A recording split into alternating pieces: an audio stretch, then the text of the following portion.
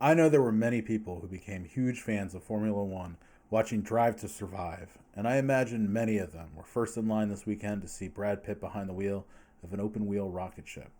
Others, me, don't care about Formula One or only have a casual understanding of it, and are wondering if they'll like it or understand it. Well, come with me and put on a helmet that makes your cheeks kiss your eyelids as we get behind the wheel of F1. We meet Sonny Hayes, Brad Pitt, in the 24-hour race at Daytona. He is a journeyman, a hired gun, willing to take any car at any race if it gets him what he needs. You think it'll be money, but you quickly learn that it's not a supreme motivation to him. Sure, he'll insist on getting a $5,000 bonus check, but also turns away easy money later in the story. It's not fame because he tries to avoid the press as much as possible. It's the feeling he gets when he's on the track, the only place where he feels at peace with himself. Sure, he does reckless things that cut short that time, but it's the gambler's edge within him. Ruben Cervantes, played by Javier Bardem, is the former teammate of Sonny back when he was a promising rookie in Formula One. He's now the head of a team that needs a miracle. The board of directors is ready to send the team unless they can show progress. And by progress, it's not a championship or multiple wins. One win would be further than they've gotten at this point because they haven't even gotten 1 point. So it's Hail Mary time because Sonny has to come back to Formula One and prove that he can provide the steady veteran leadership that can raise them from the cellar. He's joining Joshua Pierce, played by Damson Idris, who is the promising rookie like Sonny once was. Of all the members of the crew, Kate, played by Kerry Condon, is the real standout. She plays the aerodynamics expert and plays a key part in the story. Outside of that, the cast is filled in with a lot of fine actors putting in the work, much like the pit crews and support staff they play in the show. I think Callie Cook, who plays Jody, does a nice job of being the goof, but showing the impossibly high standards of excellence these crews work at. All the supporting actors did great, and they are all in it to make the star look good so that there is a real parallel life between the roles they play and being actors who serve the higher good of this picture. Tobias Menzies has a nice little play on this one, and Samson Ko, as Pierce's manager Cash, does a great job in his role. Again, his importance is making Pierce look like a potential superstar. So the better Samson Ko does, the better Damson Idris does. So the real focus of the acting was on our top four there. Chief amongst them, Brad Pitt. There is an incredibly small list of actors that could be cast in this role, but it essentially comes down to the top names. Leo, Tom Cruise, Denzel, maybe a couple wild cards. It's a small list. So you have Brad Pitt, and honestly, of all the actors I just named, he's the most journeyman type. The schedule is rough too, because you are shooting during live Formula One races, and the windows in which you have to get Brad Pitt behind the wheel or in the pit lane are so short, you have to put together a team that you know can bring it when the light turns green. Also, you need it to work in the edit because setting up the Vegas Grand Prix for reshoots is not possible. So I have heard a couple people talking about a more measured approach from Brad in this movie, but I think it worked. His character is the steady hand, the straw that stirs the drink. Damson Idris, on the other hand, has more complexity built into the role from his character standpoint. He's kind of been the man on a losing team. Even though he has been the default number one driver, he's now being leapfrogged by Sonny. And if he were to lose his spot, no other team would want to bring him on. Beyond that, he is driven. He does the work. He went through a lot to climb the ladder to reach this point. On top of that, there is a need to be a brand and a personality, because the more famous you are in F1, the more money and brand deals can find their way to you. It's a lot of small, subtle character elements that Damson has to carry, and I think he does a great job. I really appreciate there's a patience and confidence that works at almost as an internal balance for the character, and it works really well in concert with the performance from Brad Pitt. Javier Bardem has been one of my favorite actors, and I was blown away by him again. I love his instincts and really appreciate how he can come into every scene like a hurricane and stay so aligned with the vision of a movie. In this role in particular, he has such space to just steal scenes at will, but in a way that it always acts in such service to the actors he's sharing space with. Everyone here at the top of the call sheet is doing incredible award-worthy work, but Bardem is by far the flashiest amongst them. and probably most likely to get a nomination come Oscar time. Great character too, and much like the wardrobe, tailored to perfection for Javier Bardem. Last but not least, we have Kerry Condon playing Kate. I think she does a great job throughout, and I like the character she played. She was great as the steady counterbalance, and as an aerodynamics expert, she has to look natural in her job, and she does a really great job.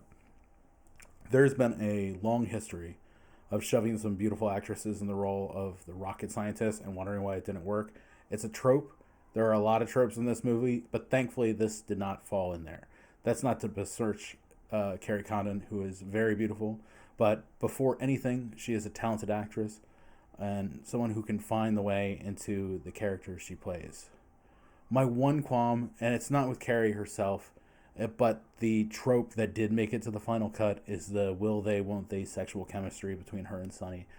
I'm starting to feel like I need to push a not every movie needs a romantic subplot in it movement in Hollywood. I'm not a prude. I just think that someone as accomplished and bright as Kate wouldn't even entertain the idea of falling for a driver. I understand the idea why Sonny would go after it. I understand why even the career gal could sing a different tune if the guy looked like Brad Pitt. But in this movie, I just don't think it needed it. I think the contrived thought that there needs to be a romance to bring in a female audience is way past over. And I think anyone who wants to go to F1 is going there for the action and the experience. Generally speaking, if I don't feel like the movie couple will be together 5 years after the credits rolled on the story, I don't know if I need the subplot. Obviously, if it's designed to be a romance movie, do whatever you want. But F1, I think we can pass. I'm going to make your Oscar ballots really easy. At least the nominations, because I can't make any promises. Every technical award can include F1 on it. Sound is a lock, cinematography is a lock, editing is a lock, production design feels like a no-brainer. I don't know what the field for score looks like right now, but I think Hans Zimmer is on the short list. Makeup and costume design feel like they should be locks as well, but sometimes the nominations go to the film with the loudest as opposed to what is the best, but they are both deserving. I am very fascinated to watch the behind-the-scenes work of them doing this, and I'm sure they will be a push for special effects like they did with Top Gun Maverick, even though it might be tough since so much of what we see seems so authentic. The incredible craftsmanship might hurt them because it looks too realistic. If this movie gains a following and really performs in the box office, I can definitely see Apple throwing more money at a huge awards push. Very well deserved by everyone, because with a movie as big as this and a budget as big as this, there's no choice but to bring in the very best department heads you can find and give them the tools to deliver for you. Cleaning up on the technical side can be the best opportunity you have to become the most nominated movie of the year. The reason I said all this so early is because the visuals they captured, the sound, the feel, the experience, it was amazing. Just the ability we have to capture a race in this day and age makes it completely unlike anything anyone has ever seen before in a movie. Yet, this movie feels like a completely new way to do this. It's amazing that this movie is 2.5 hours long and it is loaded with racing scenes, and I never got tired of the angles they gave me, the perspectives, the experimentation, while still feeling grounded to the story. My favorite shot was near the end of the movie. It was just a wide angle of the view right past the car itself, but on hood level, almost like the camera is a hood ornament. It's a long, unbroken shot of just how fast the car is moving through air.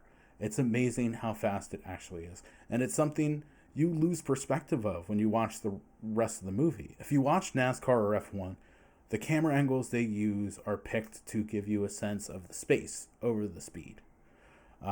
Sure, they'll cut to cars blowing past a stationary camera on the track, or an in-car camera showing the driver in the car. But until you go and see it live and watch these cars whip by you, you have no concept of the speed. A huge congratulations to Joseph Kosinski on his work on this. I feel like I would spend 10 times the amount of time trying to reverse engineer it as he spent making it. So that is just an immense feat. The old adage, to put it in non-movie parlance, is that producing a movie, just a normal studio movie, was like planning a wedding every day for as long as you were shooting. So a 30-day shoot is like 30 days of different weddings you need to plan. This movie took years to film, and the complexity of it needs to raise the level of expectation. It was like months of flawlessly daily state dinners, or maybe British royal weddings. It's an immense task. It's surely a logistical nightmare, and on top of all that, when you have the chance to do dialogue on the track or race footage with Brad Pitt in the car, you have to work on these tiny windows that F1 gives you. An hour here, 30 minutes here.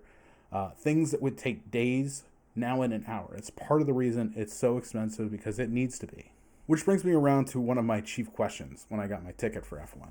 As someone who is not a fan, will there be enough for me to enjoy? And the answer, I'm proud to say, is yes. I think if you can understand the concept of winning a race, you have the ability to understand and enjoy F1. I'm sure there were lots of Easter eggs for the fan of the show and the sport itself, but nothing that kept me from enjoying myself.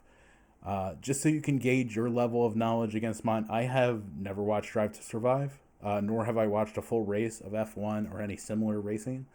The most I have ever watched of like professional auto racing is some NASCAR in the background at someone's house or at a bar or something. I used to watch Top Gear, and they would talk F1 and interview drivers, but I didn't follow it. Of all the names I heard checked, I was aware of all of them, basically. Verstappen, Andretti, Senna, Lewis Hamilton, who's also a producer on this. Comparing to other racing movies became tough because they're really so few in the context of a professional league. There was Talladega Nights, Days of Thunder, and Rush during my lifetime.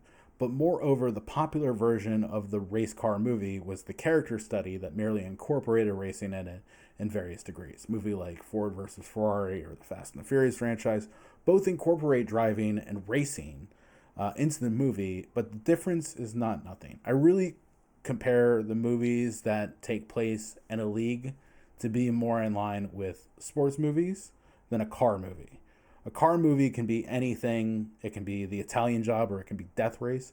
But I argue the movie that F1 reminds me of were the tropes of other sports movies. The idea of losing so that you could be sold is similar to Major League.